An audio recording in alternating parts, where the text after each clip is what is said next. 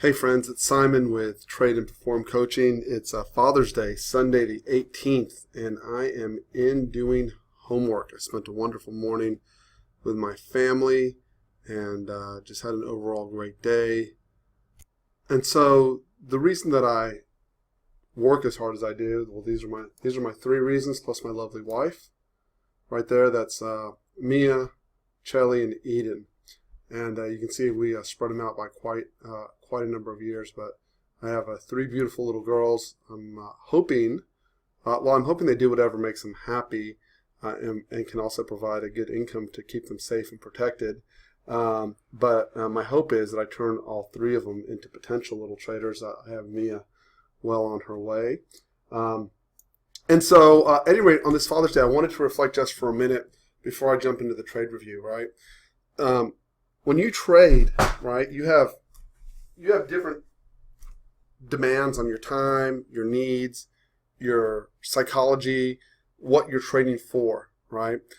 I'm really clear on what I'm trading for. It's to make sure that I provide well for my family, and the art of just trading well, right? And it took me a long time staring at this picture in particular, right? It was really important to figure out that, and I want to go back to this because it's really important. When I stare at this and if I see, if I just look at the outcome, how are these going to come out, and I don't enjoy the ride on a daily basis of being a good father, right? And I just go, I need you to go to Harvard, or I need you to go to Stanford, or I need you to be straight A's, or I need you to be who I want you to be, right? I'm probably going to do a pretty crummy job as a father, right? And that rolls right over into into trading, right?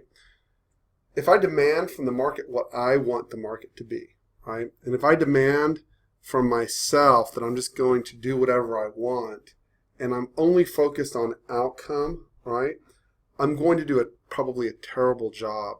But if I focus on process, and I believe in this is a sports analogy, but it's so true, I buy into my own process. I want to say that one more time. I have a process, and I buy into that process, right? I know that it will pay me, and it'll pay me handsomely over time, right? I can't reiterate that strongly enough. If I do what I want, if I don't sit down and recognize again, trading to parent, right? If I get mad at my daughter, which I occasionally do, if I get mad and yell at her, the learning moment is gone. She will learn nothing from me, and she'll just be afraid of me, and it'll put distance in our relationship, especially now that she's a teenager, right? If I get mad at the market because it didn't do what it wanted to do, or it stopped me, or it took my money, or it didn't give me a fill, as it did on Friday, where I was perfectly located and could not get filled. At the low of the day, I was one tick off, literally one tick off from the low of the day. If I don't recognize my own internal behaviors, when I'm getting mad, when I'm getting frustrated, when I'm so beyond the ability to make a rational decision that I need the timeout method, where you take a timeout away from your kids so you don't do them any harm, right? And the timeout, if you read the parenting books, are designed for the parent to get reorganized and restructured. Well, trading's the same way. Except often what happens is the trader becomes the child and lets the parent be the market, right? Instead of you being the adult and you being the one making responsible decisions and logical decisions, right? And so we all dream about being Paul Tudor Jones, or the head of BlackRock, or Pitbull, Marty Schwartz, any of the great traders that you can name, right? We all want to be that trader.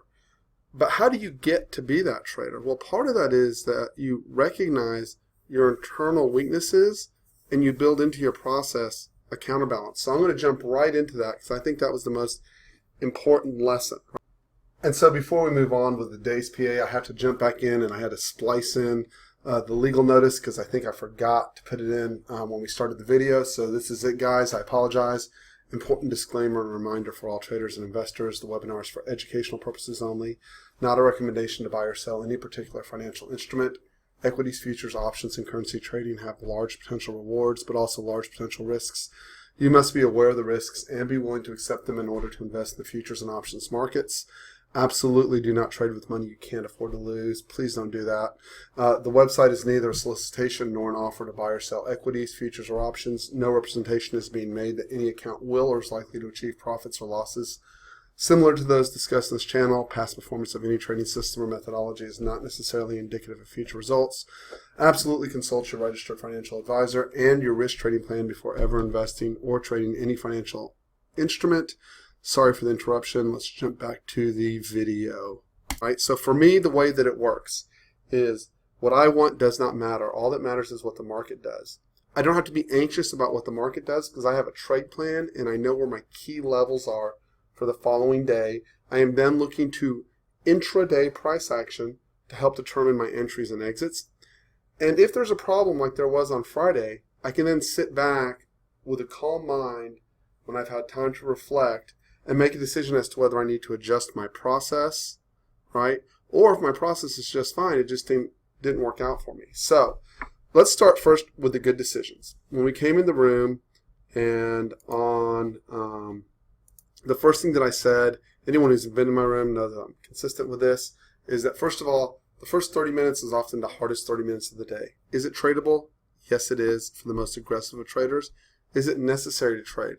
No, it's not, right? It doesn't matter whether you do or you don't trade it, just as long as you're consistent and you know that you have an edge over time to trade it and you manage your losses, right? Now, in addition, Friday morning was quad witching. And I said quad witching can bring up some really bizarre behavior in the first hour and the last hour. And it was my desire to step away from that, let them do what they needed to do, and then go on to trade. And let me show you why that was my first and best two decisions of the day, right? So I made 3 key trading decisions, 2 of which really helped, 1 of which really hurt. Now, overnight, going to the, and I think I have shared, no, that's good, we're on the 16th. I haven't shared the 19th. I don't like to share that till after the open. I've already sent the levels out to the members for this evening. So overnight, our goal was to be short out of this 34.75 to 36.75 for those who trade overnight. That obviously worked beautiful, right? Even if you took it a little bit early, 36.75 ended up being Globex high, and it was worth an eventual approximately 15 points to the downside. Kind of hard to beat that, right? You just have to have the ability to hold the position overnight. A lot of people have difficulty doing that, or if you're in Europe and you're a night trader, that worked out very, very well. So the next point, right? This was a key location. This is a 24-hour point of control, and on most days I'd venture to bet that this would have bounced. But recognizing that it was OpEx, and let's just step away, this was the first place that saved me essentially anywhere from a 2 to 4 point stop, depending on where I'd entered in the zone, right? And in another oddity, it's very rare for the whole zone to give way and stop you within 90 seconds, and that's pretty much what happened here. It came in, bounced, and just swept. Usually you'll at least get a consolidation in one of these key areas. So again, a high-level decision-making, recognizing that I'm powerless to make the market do what I want, and then also recognizing when we're in exceptionally red flag conditions, stepping away saves me from my first stop. Now, my stop is normally 2 points behind the back of a zone, right, which is why it's 2 to 4 points depending on where I enter. And had I entered here, again, this would have ended up with another 2 point stop. It wouldn't have been quite as bad. It would have been about a 3 point stop here, but it would have been a stop no matter how I tried to engineer this. Again, I'm going to attribute this was an open drive low or without a gap up or a gap down and within range. Highly unusual to get an open drive like that, but not for quad witching, right? So if you stop there for a second and you pause, right, you're like, well, wow, look how far ahead in the day he already is. That's 7 points worth of ES stop that were avoided from recognizing one thing, which is the potential for higher risk than normal due to quad witching. And then what was the target? This area right down here was our key location for the day. I posted the market preview. It's still on StockTwits and Twitter if you'd like to go dig it back up. And I had noted this was a key location. This is what I wanted. It was a big stretch down. It was over, it was almost 15 from overnight. It was over 10 points, or exactly 10 points from the open. And one of our key locations, I limited, and this is what I want to talk about for a second, I was limited at 24.20 even. And I did that for two reasons. Normally I would front run this area a little bit more or just take the top of the zone. But looking at the open drive lower and looking at the price behavior in the NASDAQ, my thought process is that we were probably going to overshoot to the back of this zone and that I was actually being aggressive where I placed that trade, right? Now, I want to take a second and explain why that was a very, very, very important place. So it came to 24.20 and a quarter, and even if you were on the bid, because a couple people in the room had actually pushed up to 24.20 and a quarter, and they did not get filled at 24.20 and a quarter. I was behind that at 24.20. So I had a choice at that point. I could chase this up, right?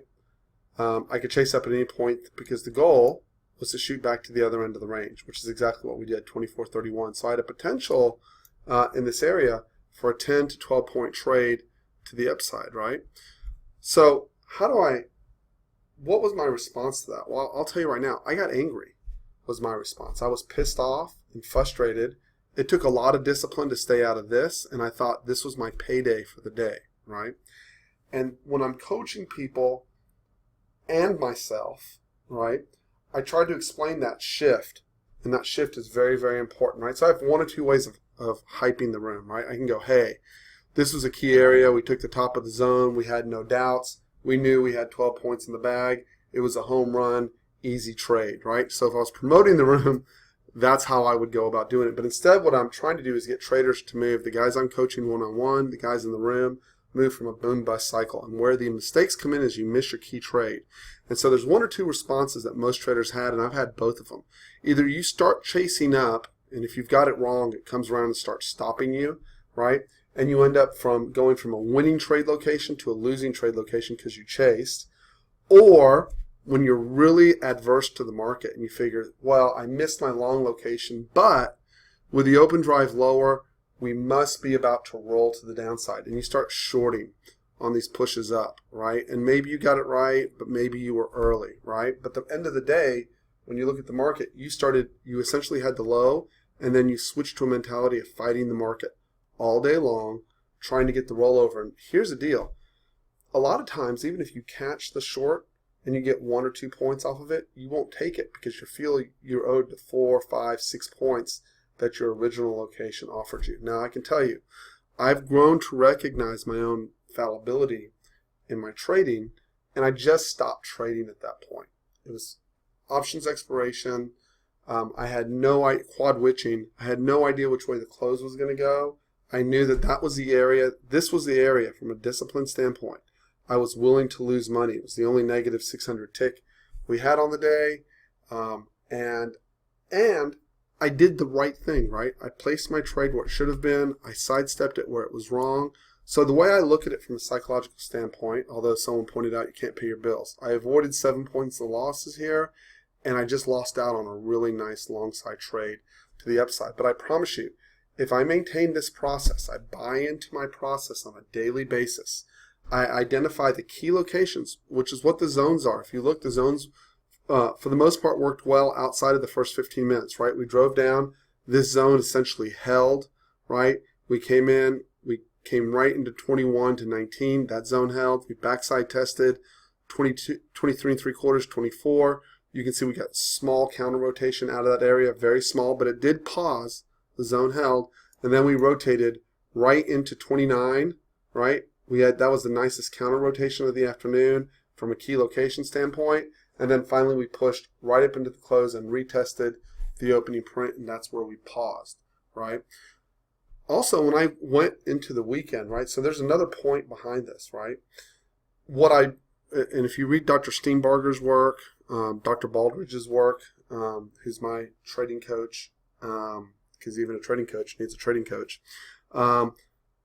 What I want to do there is I want to build in a trust for myself that on Monday, I will take my correct location because I know that these generate anywhere from a 65 to 80% win rate on a consistent basis. It fluctuates with where we are in the market. My size levels fluctuate based on how much volatility is in the market, as should yours, right? Risk is adjusted by volatility, so I don't blow myself up, but still give myself an opportunity to stay calm and in the market.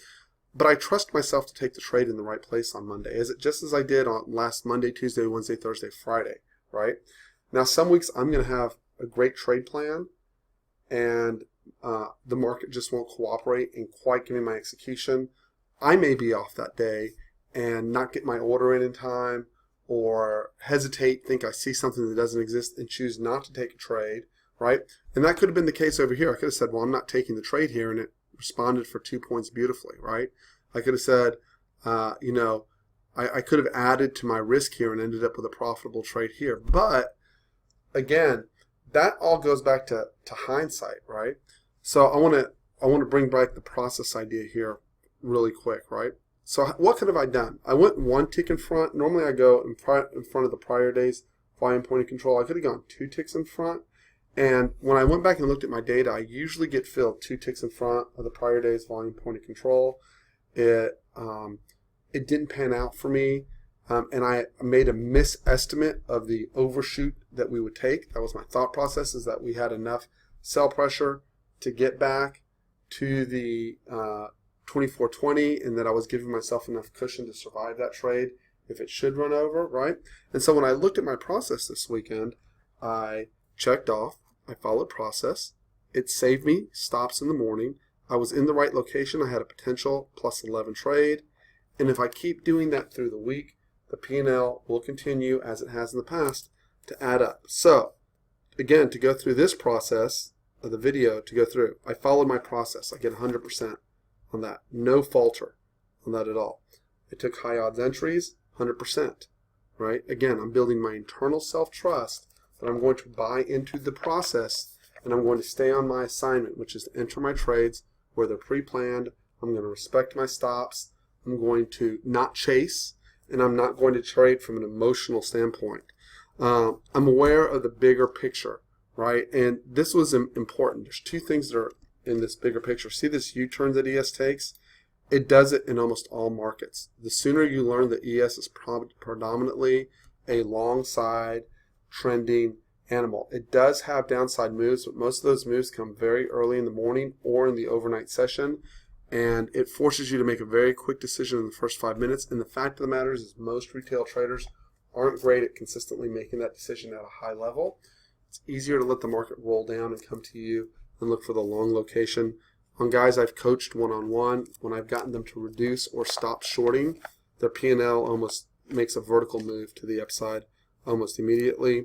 And then finally, discipline over emotional trading, right? So I accomplished all my points for the day.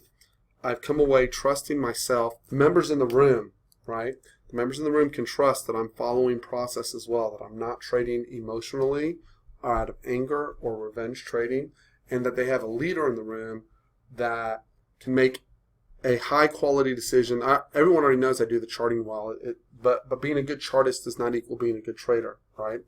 And so these are the steps to follow to becoming great at trading. And the cool thing is, you don't even have to be great at it. You just have to follow a process, and over time that process should add up to as much dollars as you could ever want. NASDAQ made a nice a turn midday as well.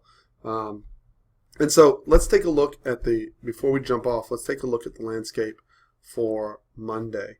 When we pull over the TPOs and we look at ES.D, there's a couple of important things before we jump off. And by the way, I'll put a plug in the middle of the video. If you'd like to learn how to become a better trader, see how what trading with an edge is with someone with 20 years experience, and a professional trader, how they trade and how they look at the market, you're welcome to ask for a 5-day trial. Email me at tradeandperform@gmail.com. I'm happy to extend that 5-day trial to anyone who'd like. It's $95 a month, folks, and I'm pretty sure the value I add far exceeds the cost of the $95. Again, I work very hard to consistently get that done, meaning adding value to my clients, both in the coaching I do as a group coaching in the room, and then on the one-on-one coaching I do with my coaching clients. So let's take a quick look. The first thing you're going to notice here, this is on the TPO, it looks the same on the volume profile. We have not faltered yet. 24.12 was the swing low from this move down. We have failed, despite everything that you've read that's bearish, we have failed to retest that low to this point. We have failed to trap back in to our prior point from the breakout structure off to the left here, right? And we have failed to get past this open gap over here to the left. And so for me, all that has to happen in order for me to believe that we'll have any momentum to the downside, right? And what you're going to find is until that happens, quick burst to the downside with buyers constantly willing to step in. And if you think about it from a larger picture, that makes perfect sense. If you are a hedge fund, if you're a mutual fund, if your time horizon is anything beyond the particular day we're in, what in this chart is scary to you? Right now, I understand that you could look at the economics on a bigger picture. You could look at politics on a bigger picture. You could claim that there's instability in the world. But the fact of the matter is that price moves on actionable information, not on speculation about potential bad news, right? For two reasons. First of all, the mechanics of ES are supported by a constant inflow of retirement money into mutual funds and pension funds that have a long-only mandate and have a mandate to be long. Over 90% of their cash reserves have to be fully invested at all times, right? Secondly, in order to motivate those people to sell, can the market crash from its highs? It's done so one time in the history of the market, and that was in 2000, right? So it can happen. Does it happen? It's been incredibly rare. Right. Secondly, normally when market crashes come, they come, as in 1987, off of a correction that's already occurred. The market was already down approximately 10% in 1987, right? And then the market crashed. So you usually have a warning, right? 10% right now would put us down over 240 points to the downside, which means we'd have to be trading around 2200 to 2100 before alarm bells would start going off. Right? And as you know, most people are looking for a 3 to 5% correction in the S&P to get long most of the time, right? So being bearish is all, in my eyes, is very much hype, right? And at this point, and until we get below the 2412 to 2400 area, right, there's no point in even speculating that we are in a bear market, and I'm pretty sure that'll get bought. The next point that's really important here is that we have a conditional U-turn in almost every market. Go do the research, you'll see it. Even in bear markets, we tend to do this. Everyone falls in love with this, go to the high, close at the low type mentality, but they're very, very rare days. And if you look at the last 5 days, look at where we've closed. 1, 2, 3, 4, 5. Anybody who was shorting on these days based on the NASDAQ's crashing, the market's rolling over, interest rates are rising, doesn't matter what poison you've chosen, right? Market's closing to the upper third to the very top of the market. Keep that in mind. Your stops are there as a day trader, and I tell everyone in the room every morning, if the market crashes, I have a rule, two full stops back to back, right? 2 full stops back to back for a maximum stop loss puts me out for the day. That's why I'm not scared of market crashes, right? Even if that stop were to get run a little bit and the market were to truly crash, I would be okay, right? And that's because I'm dedicated to following process, and I'm dedicated to following my trusting myself to follow that process, right? And as you gain that courage and you gain that strength within yourself daily, right, you'll be able to keep calmer, more focused, and know that your trades have a high odds of winning, right? So it's pretty clear to me right now, 24.12 that's the first line in the sand. This 2400 is the second line in the sand. You get me below that, and we start getting pushes up into key resistance areas, and I will start digging around, looking for shorting opportunities to take it to the downside, right? And I am open to shorts in this current environment, but I'm not overly concerned at this point, and I don't think there's a reason to be overly concerned at this point. Next, let's go look at, let's not do the 30-year note. Let's go look at the same ES 24 hours, it's the exact same picture. We keep closing up in the mid to upper third of the range. You can see overnight, and we just haven't broken down yet. It just has not happened. On the upside, the resistance right now is 33.35. That was also Globex high on Sunday evening. And if we pull this, we should be able to find the NASDAQ. There we go. And so the NASDAQ's a bit different picture. So it's already pulled down, right? And so here's the question, right? Let's pull this in. You see we've pulled down, but this was, I always look at the market from a standpoint of energy expansion. And this is the last point where we had a major energy expansion, right? This would be the first point from this gap up. We expanded up to this point. Then we expanded from here. Then we expanded up to this point. This pattern's not broken until we close below, right? Till we close below and hold below 55.0893, right? So first of all, we have support below. We have an attempted double bottom as of Friday. We see how we just poked below and held.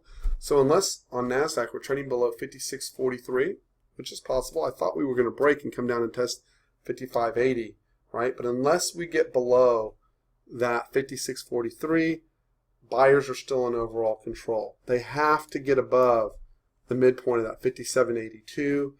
The other note that I'll have on NASDAQ, and I've been clear to mention this on in the room repeatedly, don't be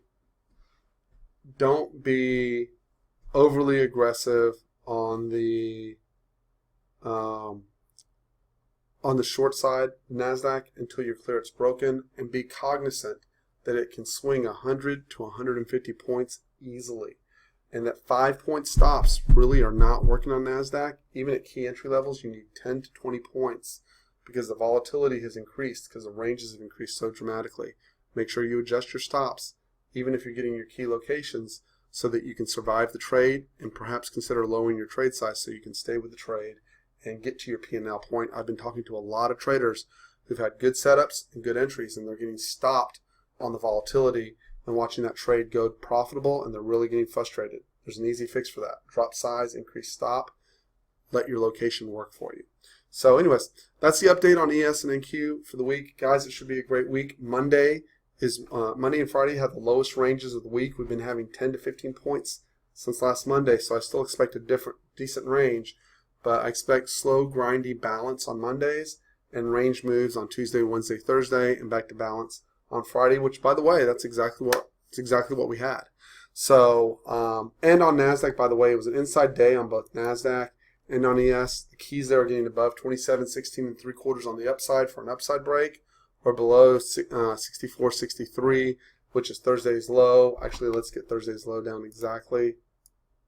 Break below and a hold below 66.4150, right? Or hold above 67.17 essentially. That's where the breakout is. Otherwise, it's a ping pong type market inside of a wide range. So I hope everyone made money. Key things to remember, guys. You want to stop the boom bust cycle, get consistent in following your process, make sure your process has an edge built into it. Stop trading emotionally, maintain a journal, meditate, right, and buy into your process. And if you don't have one, find someone. There's lots of good guys on StockTwits and Twitter that offer mentoring, including myself, although I am jammed to the wall with the number of coaching clients I have right now. And so that's my recommendation. Don't blow up. You don't need to, right? If you've drawn down more than 20%, stop. You probably either are way over leveraged or you don't know what you're doing, and take the time to stop and learn it, because the market will be here for the rest of your life. And if you learn to follow your process, you'll be able to withdraw as many dollars out of it as you'd like. Anyways, hope everyone's having a wonderful weekend, and we will talk to y'all later. Have a great night.